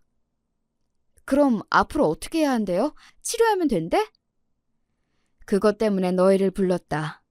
이제 치매면 앞으로 그리 오래 살지도 못하겠지. 니들 내 집 그렇게 탐내더니 잘 됐구나. 전부터 말했지만 나는 이 집에서 죽을 생각이다. 앞으로 나랑 이 집에서 같이 살면서 나 갈 때까지 수발 들어주는 사람에게 나중에 이 집 몫을 더 떼어주마. 그렇게 돈 좋아하는 너희들이니 불만은 없겠지? 갑작스러운 제안에 다들 앉은 자리에서 그대로 얼어붙어 버렸습니다. 그때 올케가 정적을 깨고 외쳤습니다. 아가씨가 모셔요. 뭐요? 제가 황당해서 되묻자 올케가 소리를 질러댔어요. 치매 환자 모시는 게 무슨 장난도 아니고 우린 당장 길바닥에 나앉게 생겼는데 어머니까지 못 모셔요. 아가씨 유산 받았으니까 아가씨가 모셔요. 야, 잠깐 있어봐. 별로 좋지도 않은 짱구를 굴리는 모양인지 오빠가 다급히 외쳤습니다. 있긴 뭘 있어. 요새 치매 걸린다고 금방 죽는 줄 알아? 10년, 15년씩도 치매 환자로 산다던데 그러면 너 어쩔 건데? 집 한 돈 언제 받을 줄 알고 혹을 또 하나? 나 못해, 안 해. 진짜 말이면 단줄하나. 엄마 앞에 앉혀놓고 언니 말 가려서 못해요? 애도 듣는데 정말 부끄럽지도 않아요? 난 그런 거 몰라. 모르니까 니들끼리 알아서 하라고. 그 말을 끝으로 올케가 오빠를 끌고 밖으로 나갔습니다. 제 자식도 버려두고 CC 때문에 나가는 꼴을 보니 제 딴엔 부하가 난 모양이었습니다. 그때 한마디도 않던 수민이가 조용히 입을 열었어요. 제가 할머니 수발 들 테니까 제발 여기서 살면 안 돼요? 아이의 말에 모두 할 말을 잃었습니다. 아직 중학생도 되지 않은 아이의 입에서 오죽하면 저런 말이 나왔겠습니까? 저는 수민이를 끌어안고 사과했습니다. 수민아, 고모가 미안해. 어른들이 네 앞에서 못 볼 꼴을 보였다. 미안해, 수민아. 딸과 손자가 얼싸안고 눈물을 흘리는 모습을 보는 엄마의 얼굴이 참담함으로 일그러졌습니다. 아이를 진정시키고 저는 분한 마음을 이기지 못하고 오빠와 올케에게 번갈아 전화를 걸었지만 연결되지 않았습니다. 혹시나 싶어 남편 전화로도 걸어보았는데 역시나였어요. 집에서 나간 지 얼마나 됐다고 곳에 차단을 박은 거였습니다. 정말 뭐 이렇게 기막힌 인간들이 다 있나 싶었습니다. 제 자식이 집에도 안 돌아오는데 찾을 생각도 없는 모양이었습니다. 그렇게 여러 날이 지나도록 여전히 오빠 내외는 저와 제 남편의 연락을 깡그리 무시했습니다. 엄마, 걱정하지 말아요. 우리가 둘 다 직장 다녀서 내도록 엄마 곁에 붙어 있을 수는 없지만 아직 초기 치매일 때는 우리 일하는 동안은 도와주실 분 구하고 나도 여기 드나들 테니 어떻게든 버틸 수 있을 거야. 나중 일은 나중에 생각하더라도 일단은 우리 그렇게 해봐요. 응? 엄마 기분을 풀어드리겠다고 하는 말에도 엄마는 별 반응이 없으셨어요. 그렇게 남편과 매일같이 엄마 집에 드나들던 어느 날 뜻밖에도 오빠와 올케를 오랜만에 만날 수 있었습니다. 제가 오시라고 했어요. 제 놀란 기색을 보고 여전히 엄마 집에 머물던 수민이가 말했습니다. 제 자식을 몇 날 며칠을 제 어머니 댁에 버려놓고 차마 안 올 수가 없었던 모양입니다. 저 앞으로 할머니랑 같이 살게요. 엄마 아빠 이제 저 안 찾으셔도 돼요. 아이의 황당한 말에도 두 내외가 눈만 꿈뻑거렸습니다. 그러더니 올케가 하는 말에 그만 기가 턱 막혀버렸어요. 그래, 뭐 너도 클 만큼 컸고 엄마 아빠랑 고생하느니 할머니랑 사는 것도 괜찮겠다. 뭐 이런 여자가 다 했습니까? 어이가 없어 오빠를 돌아보았더니 이놈도 별반 생각이 다르지 않아 보여 더 열이 뻗쳤습니다. 손자가 할머니랑 같이 살 수도 있지. 칠매 할머니랑 같이 살 생각을 다 하고 우리 아들이 효자네. 지금 다들 제정신이야? 애 나이가 몇 살인데 치매 환자를 돌보게 하겠다는 거야? 당신들 아들이에요. 정신 차려요. 상식을 벗어난 오빠 내외의 언동에 제가 다 정신이 이상해지는 기분이었습니다. 그때 엄마가 미친 사람처럼 고래고래 소리를 질러대기 시작했습니다. 이 미친 것들이 기어이 인간이기를 포기했구나. 이제 니놈은 내 자식이 아니다. 니들 같은 빌어먹을 종자들은 수민이 부모될 자격도 없다. 애는 내가 키울 테니 니놈들은 죽어도 다시는 내 앞에 나타나지 마. 엄마는 이미 분노로 제정신이 아니셨습니다. 저러다 쓰러지진 않으실까 저는 발을 동동 굴렀습니다. 알츠하이머라는 내 말은 거짓말이다. 내 니놈들 하는 꼴이 하도 괘씸해 어떻게 나오나 지켜보려 했는데 나를 버리려 드는 거야 놀랍지도 않았다만 제 자식까지 버리려 들어? 이 짐승만도 못한 것들! 인간도 못되는 것들! 뒤로 넘어가시라는 엄마를 부축하면서도 알츠하이머가 아니라는 말에 저도 같이 넘어갈 것 같은 기분이 되었습니다. 이 우스운 꼴이 우습지가 않아서 슬펐어요. 알츠하이머가 아니라니 지금까지 나 갖고 놓은 거야? 뭔 말 같지도 않은 소리를 하고 있어! 되레 저가 버럭 소리를 지르는 오빠를 바라보며 저놈은 평생 인간 되기는 틀렸다고 생각했습니다. 이 꼴을 보고서야 내 니놈한테 정을 떼다니. 내가 등신이다. 내가 등신이야. 앞으로 니놈이 길바닥에서 빌어먹든 얼어 죽든 내 아들은 이미 죽은 셈 칠 테니 니놈과의 부모 자식년은 여기까지인 걸로 하자. 니놈 얼굴 보기도 구역질이 날 것 같으니 내 집에서 썩 나가라. 아니 그럼 집 한도는... 이 와중에 돈 얘기를 주절대는 올케에게 한 대 올려붙이고 싶은 걸 간신히 참고 두 내외를 내쫓았습니다. 상황을 파악하고 두 내외가 뒤늦게 저에게 접촉을 시도했으나 이번에는 저희가 모든 연락을 차단했습니다. 모르는 번호로 이러다 정말 우리가 죽는 꼴을 볼 거냐는 등 별 시덥지 않은 문자가 계속해서 왔지만 모르쇠로 대응했죠. 남은 재산 하나 없이 알거지가 된 데다 생활력도 없으니 정말 길바닥에 나앉을 날이 목전일 겁니다. 돈 나올 구석인 제 모친과 동생에게도 완전히 버림받았으니 이제야 세상의 냉혹함을 온몸으로 부딪히게 되겠지요. 이젠 정말이지 그 꼴로 오빠 내외가 죽는데도 별 감흥이 일지 않을 것 같은 기분이에요. 그 이후로 수민이는 엄마와 같이 살고 있어요. 저희 부부도 자주 들려 시간을 보내면서 아이 정서는 오히려 제 부모와 살 때보다 많이 안정되었습니다. 저희 엄마는 아들 내외와 드디어 완전히 절연하고 그 허전함을 예쁜 손자 보는 낙으로 채워가고 계십니다. 기본적인 도리를 다하지 않은 인간을 혈연이라고 무작정 감당할 수는 없죠. 부모 자식이라고 내만 같지 않은 게 씁쓸하지만 저희는 이제야 비로소 평화를 찾았습니다.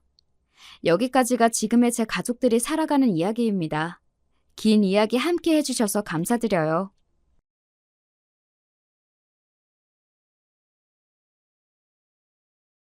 안녕하세요. 저는 경기도에 사는 50대 후반 여성입니다. 저는 현재 남편과 딸 하나를 둔 가정의 아내이자 엄마로 살고 있어요. 작게 알바 같은 일들은 해봤지만 아이를 낳고 나선 가정주부로 지내고 있습니다. 딸아이는 얼마 전에 결혼을 했어요. 저와 남편은 중매 결혼을 했습니다. 집안끼리 결혼할 때가 되어 소개받고 한 결혼이었어요. 그래서 세 번쯤 만났을 때 이미 결혼 얘기가 나왔었습니다. 남편은 그 지역에서 괜찮기로 손에 꼽히는 직장에 다니고 있었고, 저는 영세한 회사의 격리로 일을 하고 있었어요. 어차피 오래 할 수 있는 일도 아니었고, 당시엔 전문직을 가졌거나 공무원 그런 분들이 아니고서야 여자가 결혼을 하고 회사를 다니기 굉장히 힘든 환경이었거든요. 그래서 저도 결혼과 동시에 일을 그만뒀습니다. 물론 놀면 뭐 하나라는 생각으로 생활비를 벌기 위해 이것저것 일을 해본 것은 있지만 거의 아르바이트 수준이었지 제대로 된 직장을 가져본 적은 없어요. 그냥 아이 낳고 살림하며 살았습니다. 남편은 전형적인 보수적이고 가부장적인 남자였어요. 여자는 집에서 살림만 해야 하고 내조 잘해야 하고 이런 생각을 가진 남자 말이죠. 뭐 이 나이대 남자들은 대부분이 그렇겠지만 말입니다. 결혼 생활이 마냥 평탄하거나 행복한 건 당연히 아니었습니다. 앞서 설명해드린 남편의 성격에서 알 수 있듯 남편은 가부장적인 사람이었고 자기 말은 들어야 하는 사람이었어요. 아무래도 그렇다 보니 제가 자유롭게 뭔가를 할 수 있는 부분도 크게 많지 않았고 말이죠. 게다가 시어머니도 보통이 아니신 분이었기 때문에 시집살이도 꽤 고됐습니다. 뭐 요즘 같은 또 제가 제대로 된 일을 하는 사람이었으면 진작에 이혼했을 것 같긴 해요. 그 어디에도 정부치고 살 만한 것들이 없긴 했었으니까요. 하지만 저는 할 줄 아는 게 없었고 게다가 하나뿐인 딸이 제 발목을 늘 잡았습니다. 그나마 다행인 건 남편이 폭력을 행사하는 사람이 아니었다는 점 정도였어요. 그냥 폭언이나 막말을 할 때면 한 귀로 듣고 한 귀로 흘리는 법도 상당히 열심히 연말을 했고 말이죠. 사실 저희 같은 환경의 집안에서 딸 하나를 낳았다 하면 굉장히 난리가 날 법도 한데 사실 이 문제는 시어머니와 남편이 아무 소리도 할 수 없긴 했습니다. 첫째를 낳고 몇 년간 아이가 생기지 않아 시어머니의 갖은 구박이란 구박은 다 받다가 시어머니 손에 이끌려 검사를 받으러 간 적이 있어요. 분명 너한테 문제가 있을 게다. 시어머니는 그렇게 호언장담했지만 제 모든 검사는 좋게 나왔습니다. 그러고선 의사 선생님이 이렇게 말씀하셨거든요. 남편분도 한번 모시고 와보세요. 불임의 경우 남자 쪽에서 발생하는 경우가 더 많거든요, 요즘은. 우리 아들이 지혜를 닮았으면 절대 그럴 리가 없어요.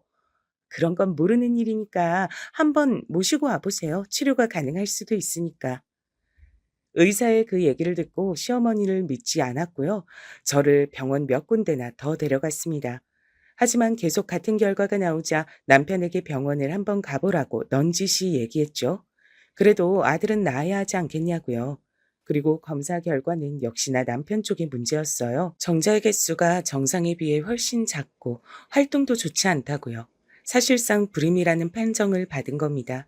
시어머니와 남편은 믿을 수 없어 했고 이번에도 병원 몇몇 곳을 더 가봤지만 역시나 결과는 같았어요. 그러게 네가 처음부터 아들을 낳았으면 될 일 아니냐.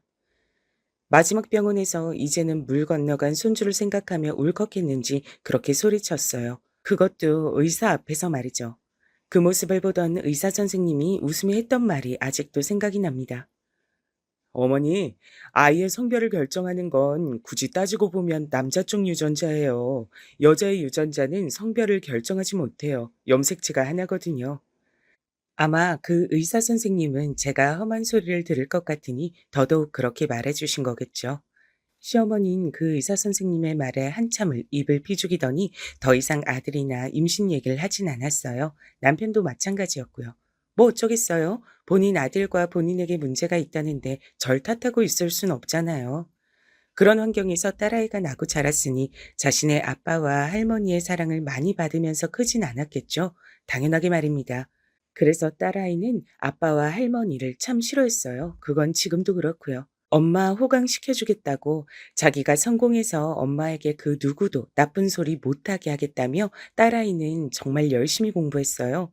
딸이라고 공부는 해서 뭐하냐며 제대로 된 학원 하나 보내주지 않는 아빠에게 원망 섞인 소리 한 번 하지 않고 말이죠.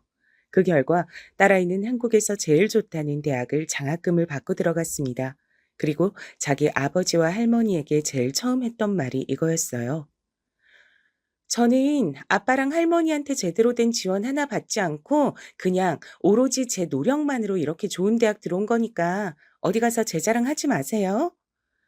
그 소리를 들은 남편과 시어머니는 딸 보고 괘씸하다고 했지만 뭐 본인들이 늘 입에 달고 살았던 소리가 딸이 좋은 대학 가서 뭐하냐, 학원 보내서 뭐하냐 였기 때문에 딸아이에게 뭐라 더 말을 하진 못했습니다.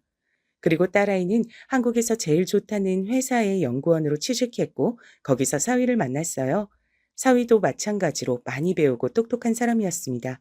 게다가 집도 굉장히 잘 살았어요. 상견례 자리에서 만난 사돈댁이 굉장히 부자에 많이 배운 사람들 같아서 제가 기가 죽었고 남편이 나오면서 구시렁거렸었거든요. 뭐가 그렇게 대단하다고 저렇게 잘난 채들이야? 하고 말이죠. 하지만 남편의 말과는 달리 그분들은 그런 분들이 아니었습니다.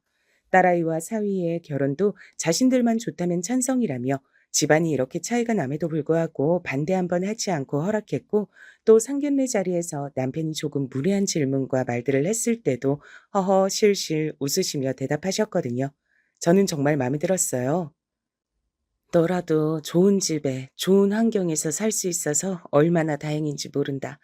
엄마는 딸이 엄마 팔자 담는다고 하는 말이 세상에서 제일 싫고 무서웠는데 넌 아닌 것 같아서 정말 너무너무 다행이야.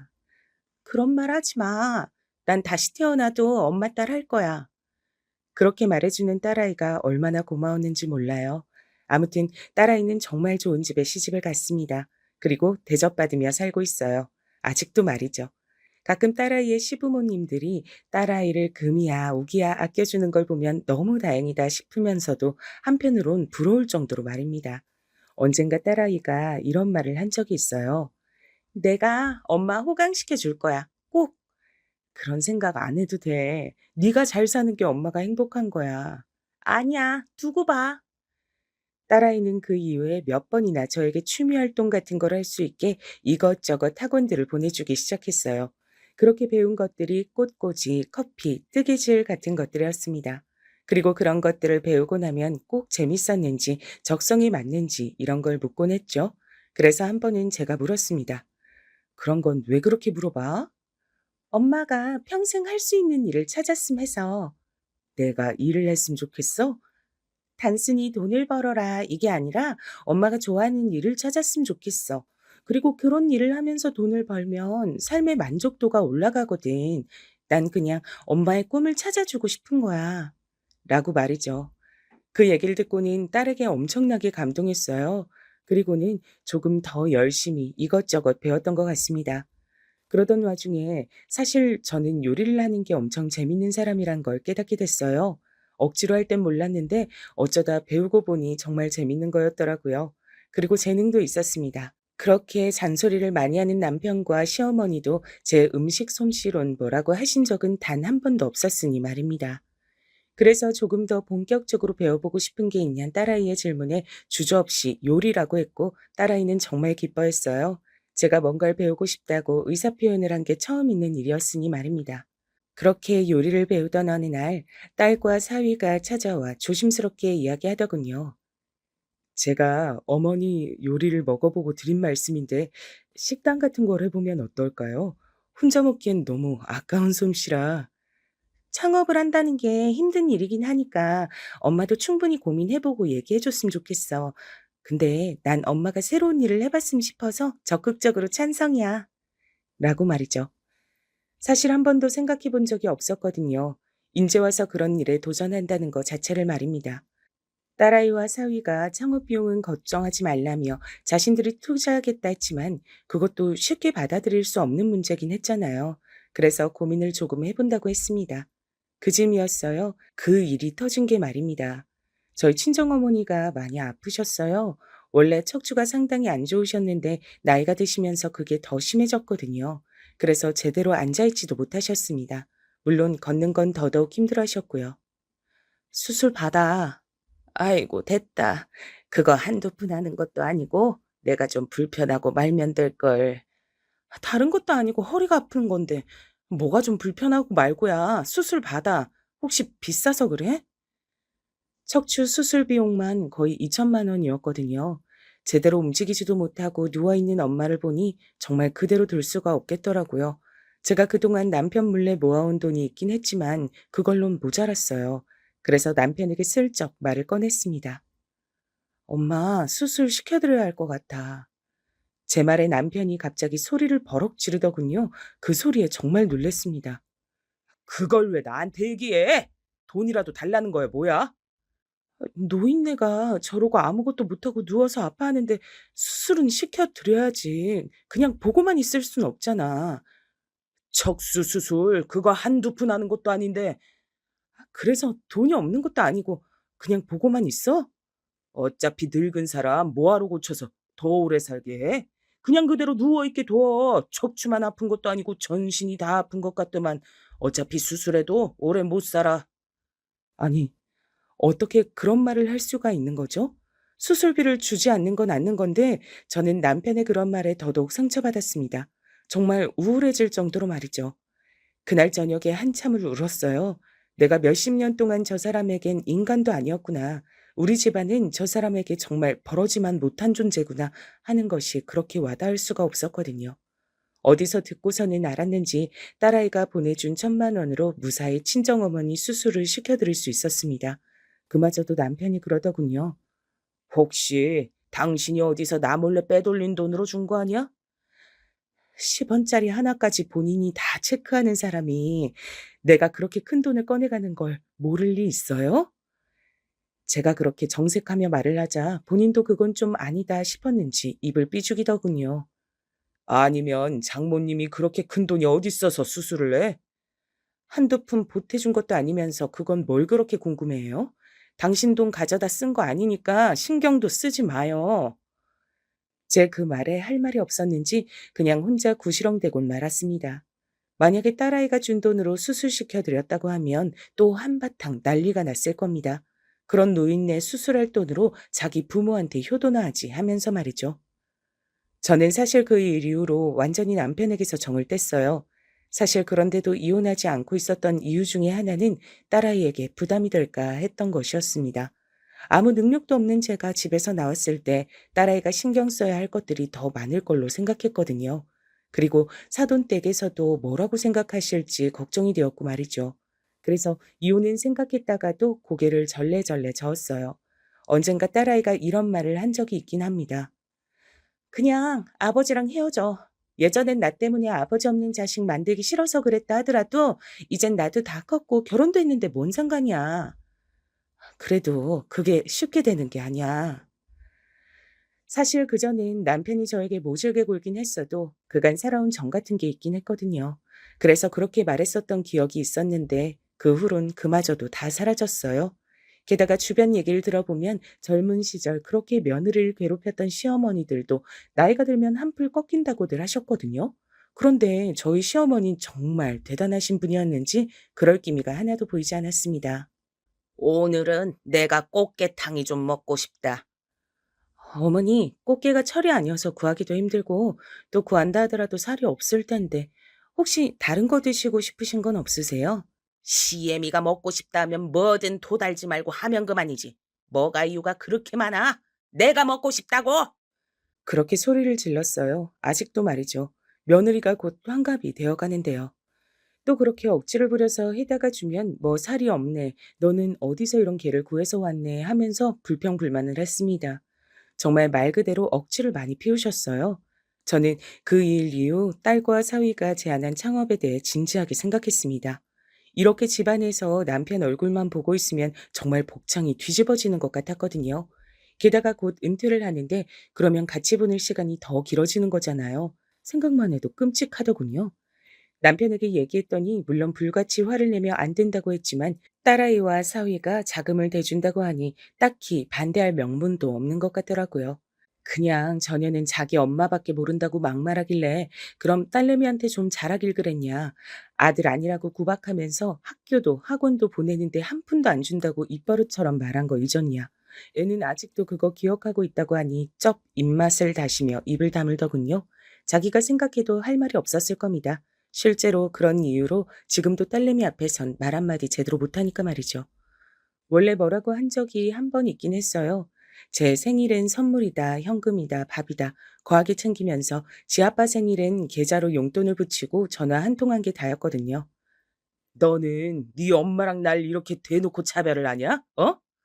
아버지도 저 딸이라고 하나도 해 주는 거 없이 키우셨잖아요. 솔직히 아버지가 저에게 그런 말 할 자격은 없다고 생각하는데요.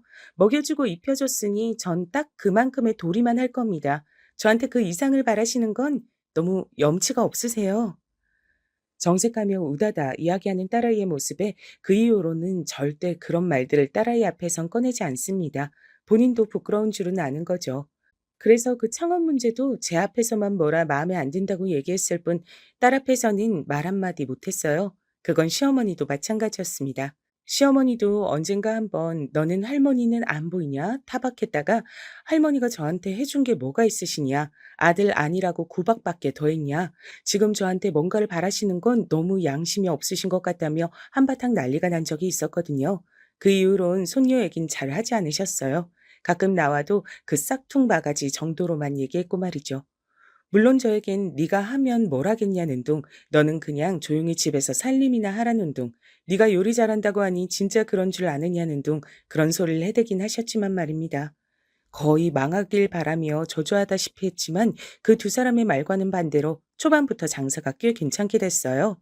물론 그마저도 남편과 시어머니는 오픈빨이라는 둥, 원래는 처음엔 장사가 잘 된다는 둥, 여전히 그런 말만 해댔지만 말입니다.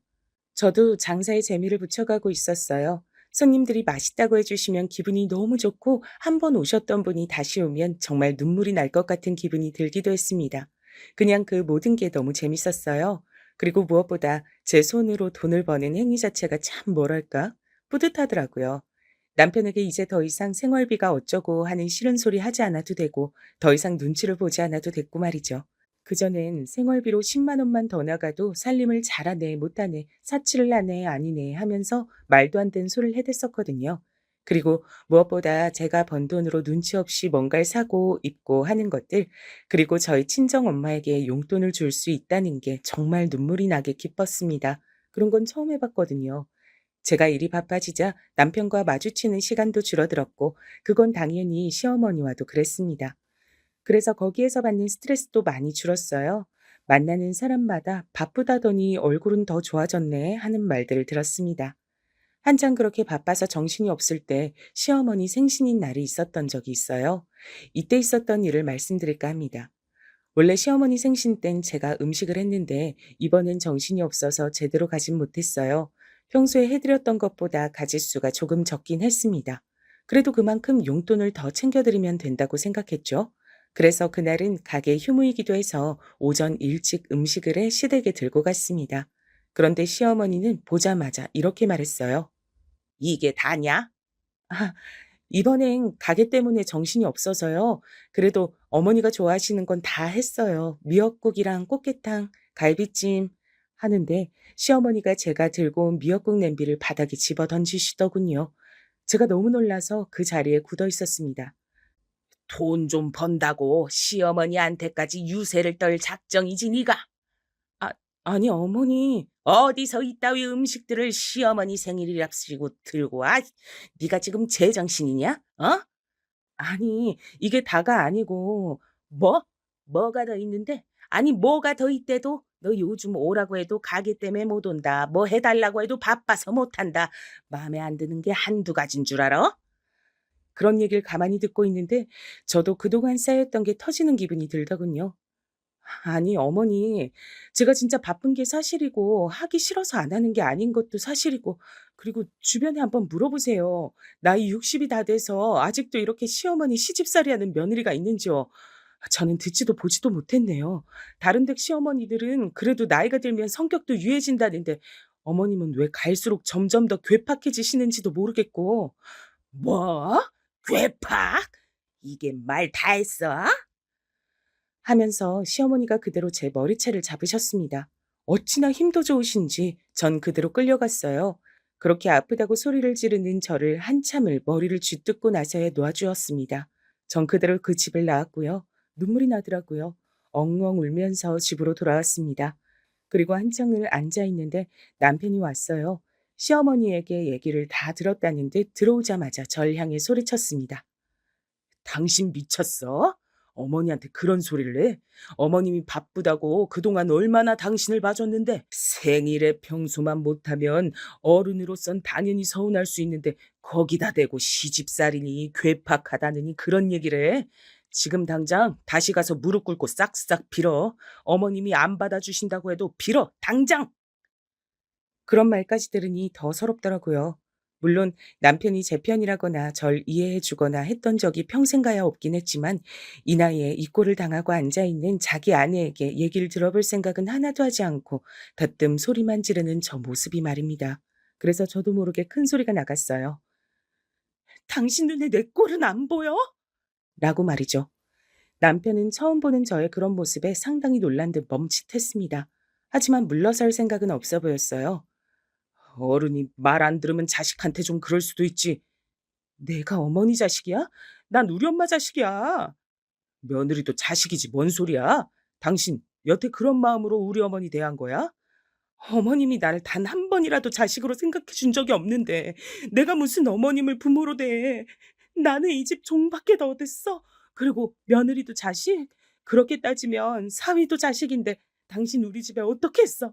남보다 못했잖아. 제가 그렇게 몰아붙이니 남편은 뭐라 말해야 할지 모르겠다는 어벙벙한 얼굴로 서 있더군요. 그 모습조차 너무 꼴보기가 싫었습니다. 지금 당신이 나한테 그런 말을 할 자격이 있어? 난 이제 안 할 거야. 며느리 노릇이고 뭐고 아무것도 안 할 거니까 싫으면 이혼하든가. 그렇게 말하고는 집에서 나와 그대로 친정으로 갔습니다. 그러곤 무슨 일로 왔냐는 친정 엄마의 말에 그냥 엄마 보고 싶어서 왔다는 말과 함께 며칠 정도 머물렀어요. 그랬더니 어느 날 남편에게 연락이 와 있더군요. 내가 미안하니까 그만 집으로 들어와. 언제까지 나가 있을 거야? 잘못했다. 사실 그때까지만 하더라도 진짜로 이혼할 마음은 없었어요. 게다가 남편이 그렇게 저에게 사과한 적은 처음이었기 때문에 한 번은 봐주자 하는 마음이 들었던 것도 사실이었고 말이죠. 그랬으면 안 됐는데 전 그렇게 다시 집으로 들어갔습니다. 하지만 그것도 잠시뿐 남편과 시어머니는 하나도 달라지지 않았어요. 특히 시어머니는 그 전보다 훨씬 더 난폭하게 굴었습니다. 얼마나 대단한 일 하는지 한번 보러 왔다. 그렇게 말하면서 가게로 지인들을 다 데리고 와서는 밥을 먹고 갔어요. 물론 계산도 하지 않은 채 말이죠. 자주 그랬습니다. 한두 번이면 저도 뭐 그러려니 할 텐데 손님이 많은 시간마다 그러고 와서 몇 시간씩 자리를 차지하고 있으니 가게 직원들한테도 불만이 나오기 시작했어요. 그래서 가족끼리 모인 날 제가 조심스럽게 얘기했습니다. 바쁜 시간은 피해서 오시거나 아니면 횟수를 좀 줄여달라고 말이죠. 그랬더니 정말 버럭 화를 내시더군요. 아니 그 정도도 못 해줘서 시애미한테 언제 와라 오지 마라 하는 게냐? 너는 대체 전에 나한테 그렇게 맞고도 정신을 못 차리는. 뭐라고요? 할머니, 엄마 때렸어요? 그 자리엔 딸도 있었거든요. 시어머니는 자기의 화를 주체하지 못하고 그 말을 내뱉었다가 딸이 소리를 버럭 지르자 아차하는 얼굴로 눈을 질끈 감았습니다. 하지만 이내 다시 뻔뻔한 얼굴로 돌아 말했어요. 어른이 자식 잘못하면 그럴 수도 있지.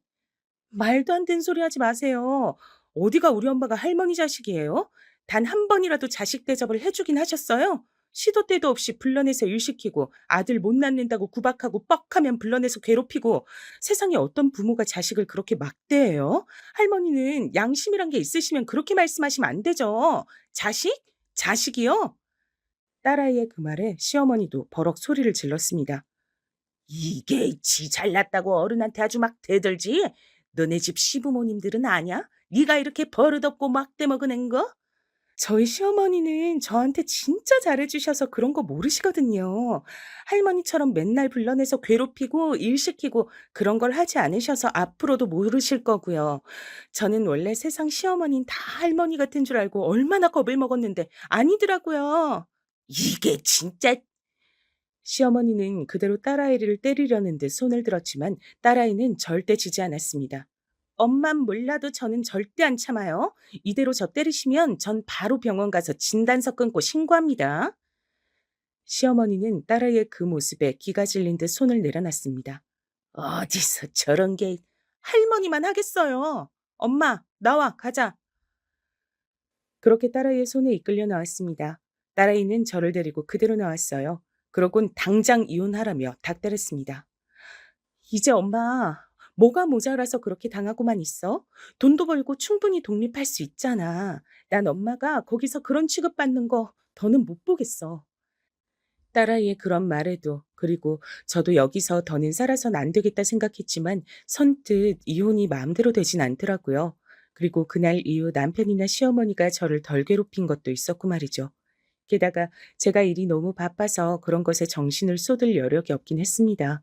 남편과 시어머니는 제가 얼마나 버는지 잘 모르는 것 같았어요.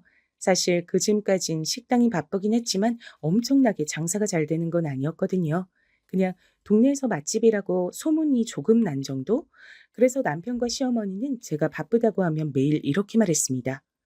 그거 얼마나 본다고 그렇게 바빠? 하여간 쓸데없는 짓 하는 데 뭐가 있어. 냅둬라. 주제에 뭐 한다고 유세 떨라 그러나 본데 요즘 자영업이 얼마나 망하니 망하는데 얼마 못 가. 사실상 거의 악담 수준이었습니다. 망하라고 고사만 안 지냈지 말이에요. 그러던 어느 날이었어요. 친정어머니가 다시 몸이 안 좋아지셨거든요. 이번엔 척추가 아니라 심장 쪽 문제였는데 수술로 뭔가를 넣지 않으면 오래 살지도 못하고 살더라도 굉장히 힘드실 거란 얘기를 들으셨다고 하더군요. 엄마는 그걸 또 저에게 얘기하지 않았습니다. 알고 봤더니 그 수술 비용이 만만치 않더라고요. 엄마 딸 이제 돈 벌어. 그렇게 미안해하지 않아도 돼. 식당 일 하면서 그렇게 힘들게 번 돈을 어떻게 이렇게 함부로 쓰나. 엄마 아픈데 보태는 게 함부로 쓰는 거야? 무슨 말을 그렇게 해. 엄마의 그 말에 마음이 너무 아파서 울었던 기억이 있네요. 이번엔 수술비를 전액 제 돈으로 냈습니다. 남편에게도 따로 말하지 않았고 말이죠. 물론 모아둔 돈 거의 다 써야 했지만 그 어떤 금액도 엄마가 아프지만 않다면 낼 수 있었어요. 그렇게 수술이 끝나고 며칠이 지난 어느 날이었습니다. 엄마 병원에 들고 갈 죽과 반찬들을 싸서 나가는데 남편이 절 잡더라고요. 장모님 심장 수술하셨어? 그걸 어떻게 알았어? 어떻게 알았는지 중요한 거 아니고 왜 말 안 했어? 전에 엄마 척추 수술할 때 일이 생각나서 아예 얘기하지 않은 거였거든요. 뭐 얘기한다고 해서 걱정을 하거나 뭘 해줄 사람도 아니었고 말이죠. 그래서 그냥 얘기하지 않은 건데 남편은 다른 부분에 꽂힌 듯 했어요. 수술비 어떻게 했어? 들어보니 심장 수술이 한두 푼이 아니라던데. 그게 왜 궁금한데? 장모님이 그 돈이 있을 리 없고 당신이나 희은이 돈 받은 거 아니고? 그렇다고 한들 그게 뭔 상관이야? 당신한테 달라고 한 것도 아닌데.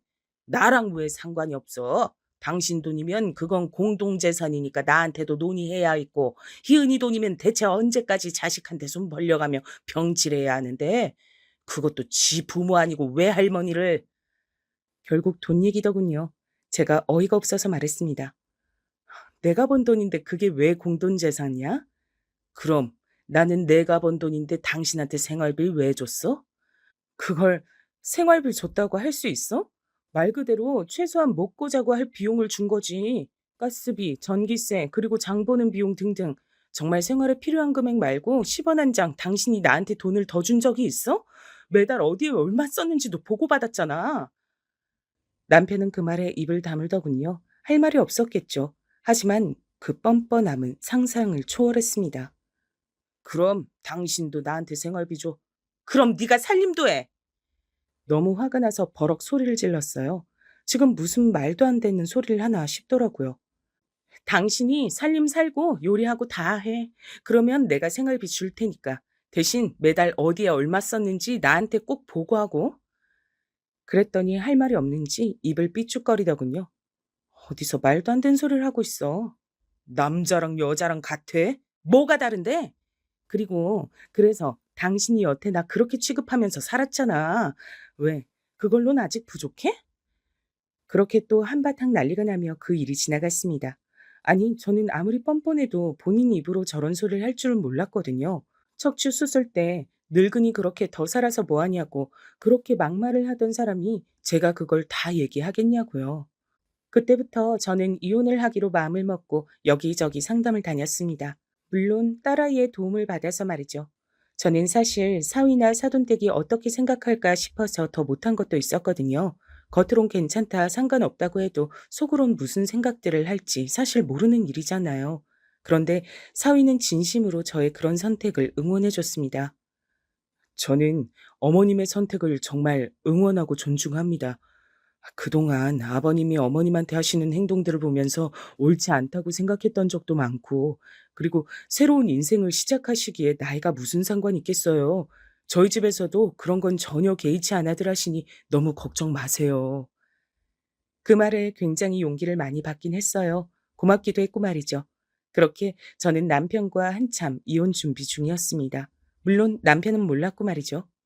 남편은 제가 그동안 계속 참으며 살았고 최근에 이렇게 장사하고 제가 밥벌이를 하면서도 별 다른 행동을 하지 않으니 그냥 이렇게 살겠다고 생각하는 모양이었어요. 그러니 저에게 계속 막대할 수 있었던 거겠죠. 그러던 어느 날이었습니다.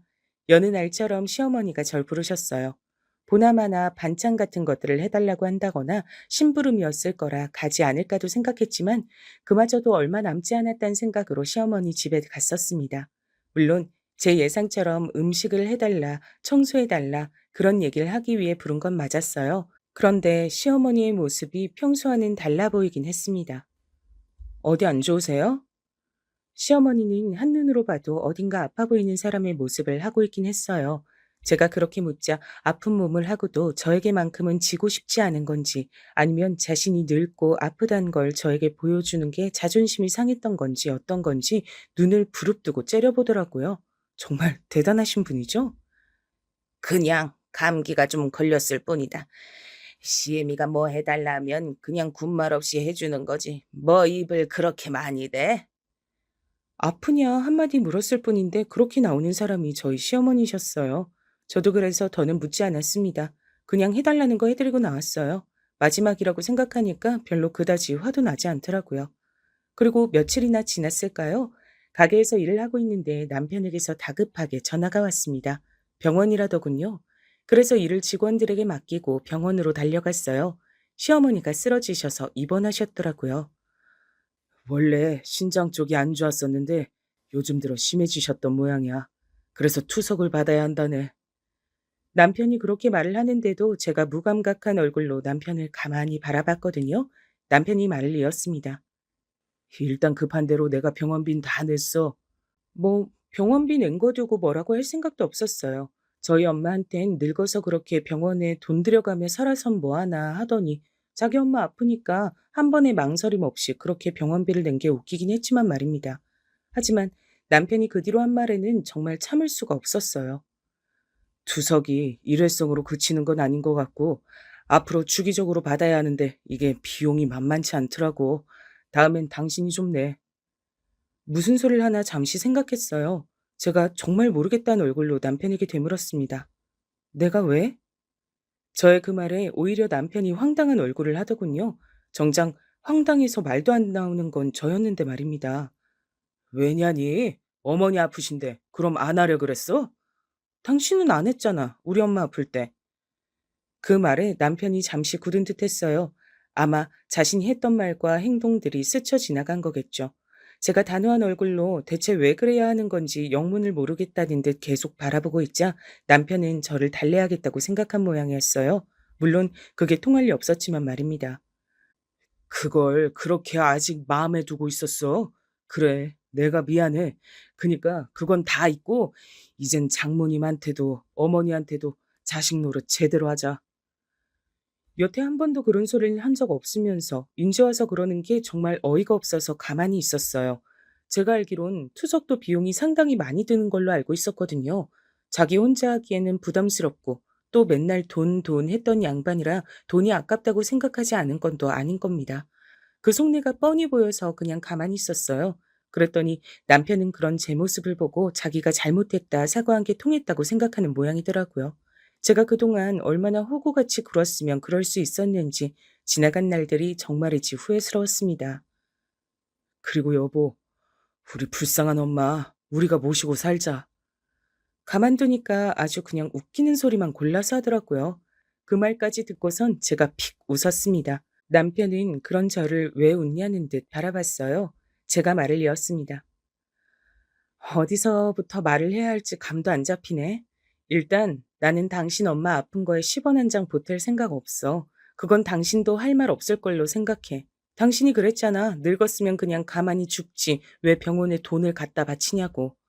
그건 내가 방금 잘못했다고 했잖아. 자기 엄마 아프니까 인제 와서 하는 사과? 그걸 내가 진심으로 믿을 만큼 멍청해 보여? 그리고 내가 그동안 당신이랑 당신 어머니한테 당한 게 얼만데 내가 번 돈을 거기다 갖다 바치냐? 내가 미쳤어? 당신 말을 꼭 그렇게 해야 해? 엄마가 아프시다는데? 우리 엄마 아플 땐 더 했잖아. 그래서 뭐 똑같이 갚아주기라도 하겠단 거야? 버럭 소리를 지르더군요. 하지만 저는 눈 하나 깜짝하지 않았어요.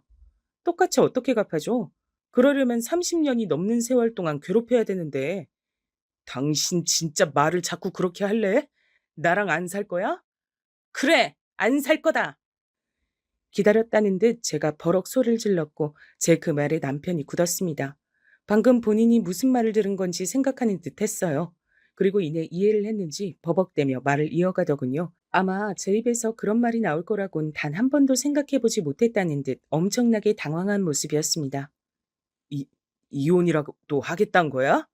그래, 이혼하겠다는 소리다. 이미 변호사 만나고 있었는데 잘 됐네. 그 시기가 좀 당겨지겠네, 나도. 뭐? 이미 준비를 하고 있었다고? 남편은 정말 놀란 듯 했어요. 그럼 내가 죽을 때까지 당신이랑 당신 엄마한테 그런 대접받으면서 살 걸로 생각했어? 대체 뭘 믿고? 제 그 말에 남편은 여전히 어버버 했습니다. 그때였어요. 네가 지금 제정신이냐?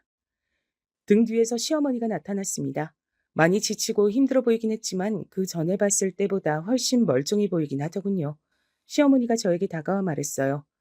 지금 내 아들한테 소리를 지른 게 너냐? 어디서 남편한테 소리를 쳐? 여자가. 이제 곧 제 남편 아니게 될 예정이에요, 어머니. 뭐? 그게 뭔 소리냐? 이혼하겠다는 부분은 듣지 못했는지 저에게 되물었습니다. 그래도 아픈 노인네한테 이런저런 얘기를 하거나 화를 내는 건 아닌 것 같아서 그냥 차분하게 말했어요. 저랑 이 사람 이혼하기로 했으니까 그런 줄 아시고 어머니도 이제 옆에 딱 붙어서 가노맡길 사람도 없는데 몸조리 잘하세요. 돌봐줄 사람도 없는데 아프면 서럽잖아요. 라고 말하고 돌아서려 했습니다.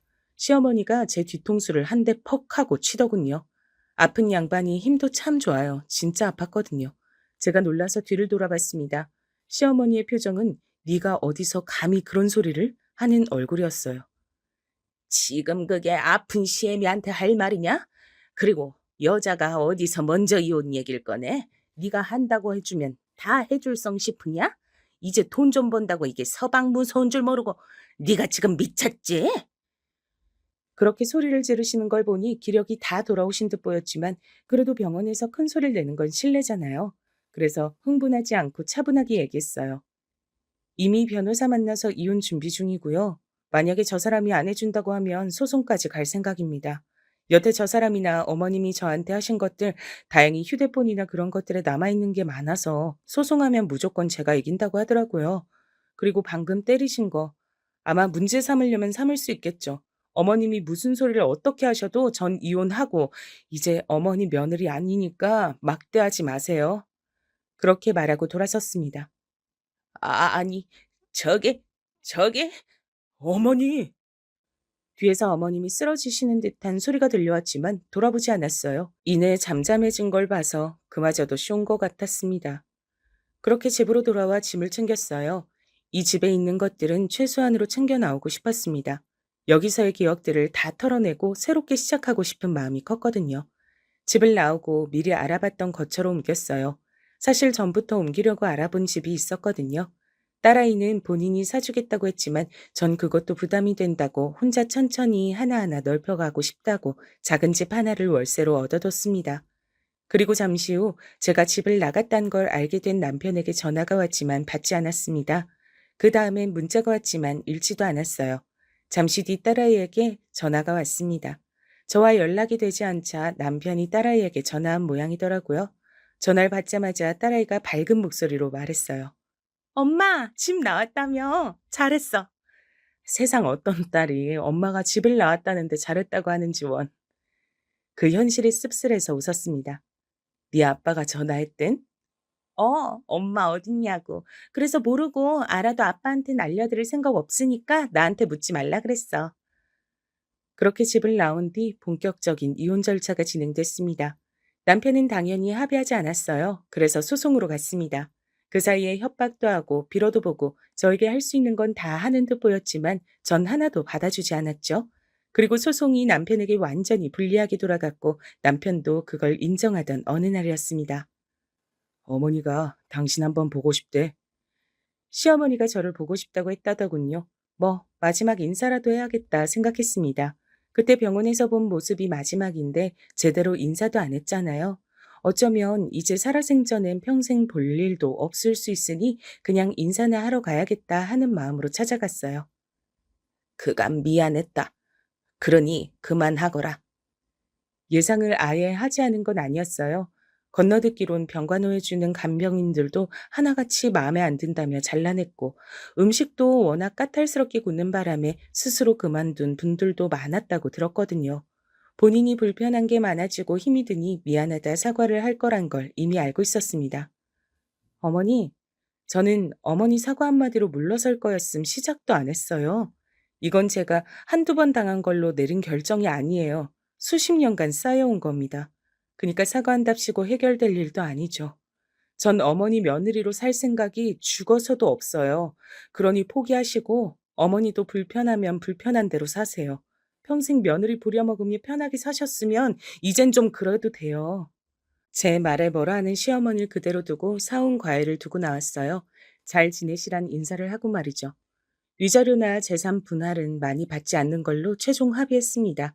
아마 시어머니 병원비에 돈이 많이 들 거예요. 그걸 알고 있었기 때문에 더 받지 않았죠. 남편도 그 조건으로 더 시끄럽게 굴지 않고 합의를 해준 거고요. 그렇게 다 정리했습니다. 저는 이제 장사를 하면서 혼자 살고 있어요. 장사 규모가 점점 더 커지고 제가 마련한 살림살이들이 늘어나고 요즘은 그 재미로 하루하루를 즐겁게 보내고 있습니다. 물론 남편은 까탈스러운 시어머니 때문에 고생이 많은 듯 했지만요. 이제 제 마음의 반의 반이라도 알지 모르겠네요. 늦었다고 생각했지만 그런 게 아니었더라고요. 지금 돌이켜보니 그렇습니다. 그때 그런 결정을 내리지 않았으면 지금 전 시어머니 병간호나 하며 또 하루하루를 힘들고 우울하게 살아내고 있었겠죠. 생각만 해도 끔찍하네요. 긴 얘기 들어주셔서 감사합니다. 세상에는 그냥 막대해도 되는 사람은 없는 것 같아요. 시어머니와 남편이 그걸 절실하게 느끼길 바랄 뿐입니다. 그럼 이제 그만 사연을 줄일게요.